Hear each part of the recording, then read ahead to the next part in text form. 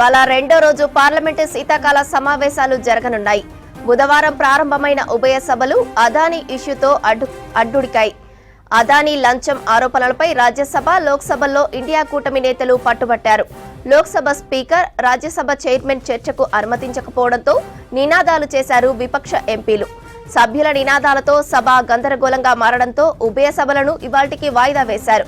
ఇక ఇవాళ కూడా అదానీ చర్చ జరగాల్సిందేనంటున్నారు కాంగ్రెస్ నేతలు. దీనిపై కేంద్ర ప్రభుత్వం ప్రకటన చేయాల్సిందేనని డిమాండ్ చేస్తున్నారు. మరింత సమాచారం మదార్ అందిస్తారు. మదార్, రెండో రోజు పార్లమెంటు సమావేశాల అప్డేట్స్ ఏంటి? 11 గంటలకు సెషన్ ప్రారంభం అవుతుంది.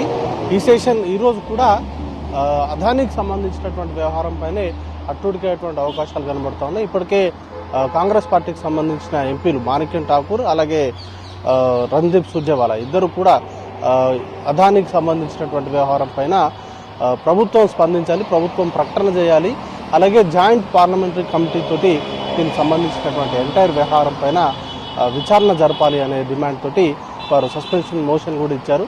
దీనిపైన ప్రభుత్వం ముఖ్యంగా స్పీకర్లు ఏ విధంగా వ్యవహరించబోతున్నారు, వారు ఇచ్చినటువంటి కాంగ్రెస్ పార్టీ అలాగే ఇండియా కూటమికి సంబంధించినటువంటి నేతలు ఇచ్చినటువంటి నోటీసులను పరిగణలోకి తీసుకొని దీనిపైన చర్చకు అనుమతిస్తారా, లేకపోతే ముందస్తుగా షెడ్యూల్లో ఉన్నటువంటి బిజినెస్నే ఫాలో అవుతారా అనేది కూడా చూడాల్సి ఉంటుంది. యాజ్ ఆఫ్ నౌ షెడ్యూల్ ప్రకారం అయితే 27 సమావేశాలు స్టార్ట్ అయిన రోజు నుంచి అంటే 25వ తారీఖున ఏదైతే షెడ్యూల్ ఉందో లోక్సభకు సంబంధించి ఈరోజు అదే బిజినెస్ ఉంటుందంటూ కూడా అఫీషియల్గా వారు రిలీజ్ అనేది కూడా చేశారు.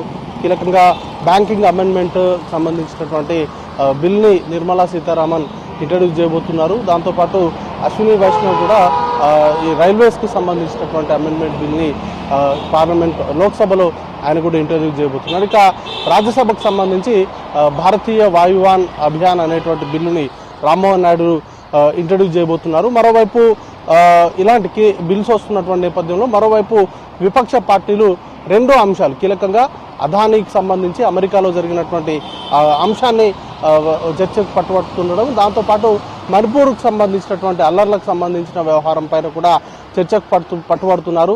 దాంతోపాటు ఢిల్లీ ఎయిర్ పొల్యూషన్కి సంబంధించి కూడా షార్ట్ నోటీస్ డిస్కషన్ అనేది కూడా చేయాలంటూ కూడా గతంలోనే నోటీసులు ఇచ్చారు. ఈ 3 అంశాలను ట్రిగర్ చేస్తున్నాయి విపక్ష పార్టీలు. మరి కాసేపట్లోనే మల్లికార్జున ఖర్గే ఛాంబర్లో విపక్ష పార్టీలకు సంబంధించి ముఖ్యంగా ఇండియా కూటమికి సంబంధించి ఫ్లోర్ లీడర్ల భేటీ అనేది కూడా ఉంది. పార్లమెంట్లో అనుసరించాల్సినటువంటి వ్యూహాలపైన వారు ఫ్లోర్ కోఆర్డినేషన్ ముఖ్యంగా, ఎందుకంటే చాలా కీలకమైనటువంటి అంశము అదానికి సంబంధించినటువంటి వ్యవహారం పైన ప్రభుత్వం నుంచి సమాధానం రాబట్టాలనేటువంటి డిమాండ్ తోటి వీరందరూ కూడా ఫ్లోర్ కోఆర్డినేట్ చేసుకుంటూ ఆందోళన చేయాలని కూడా డిసైడ్ అవుతూ ఉన్నారు. దానిలో భాగంగానే మల్లికార్జున ఖర్గే ఛాంబర్లో ప్రస్తుతానికైతే భేటీ జరుగుతూ ఉంది. దాంట్లో కీలకంగా ఏ అంశాలపైన లేవనెత్తాలి, అలాగే అదానికి సంబంధించినటువంటి వ్యవహారంలో ఎలా ముందుకెళ్లాలనే దానిపైన కీలకమైనటువంటి చర్చ అయితే కొనసాగుతుంది. 11 గంటలకు సెషన్ ప్రారంభమవుతుంది. మొన్న సోమవారం రోజు సెషన్ ప్రారంభమైన కొద్ది నిమిషాల్లోనే కేవలం 1-2 నిమిషాల్లోనే సభ అనేది ఉభయ సభలు కూడా వాయిదా పడ్డటువంటి సిచ్యువేషన్ చూసాం. ఈ రోజు కూడా మణిపూర్ అలాగే అదానికి సంబంధించినటువంటి వ్యవహారం పైన పార్లమెంటు స్తంభించేటువంటి అవకాశాలు కనబడతా ఉన్నాయి. శ్రవంతి.